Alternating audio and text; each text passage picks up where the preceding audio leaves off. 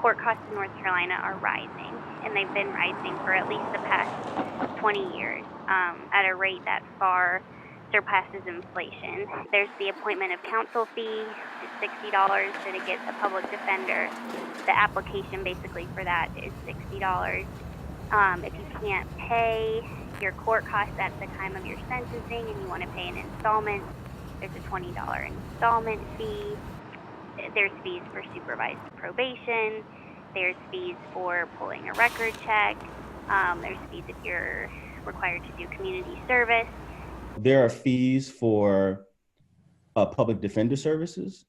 So even though the Constitution guarantees the right to counsel for indigent defendants in certain cases, what a lot of people don't know is that at the end of the day, you get a bill for a 5-year probation term. The average fee, so you get released, you get 5 years of probation. The average fee is $9,300.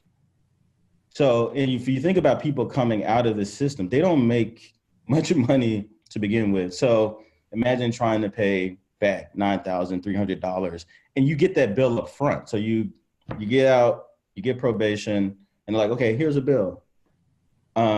And that's the way it works.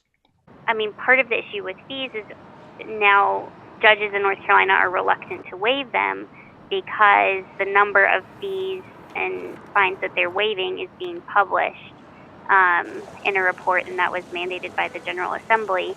So basically, people who are waiving a lot of fees are getting,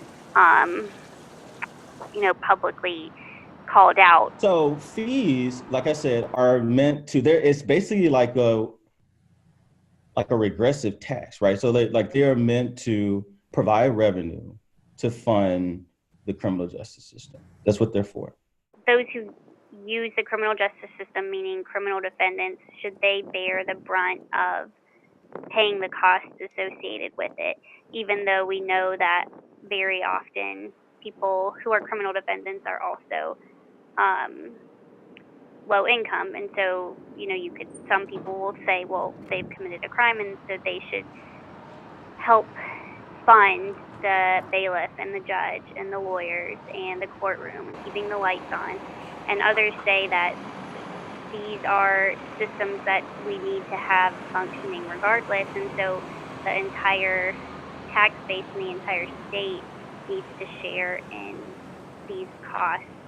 Yeah, I think some of it's kind of that ideological split between who should be funding the court system, and I think different states have come out differently, and some rely more on the use of fees to fund their system, and some rely less on it.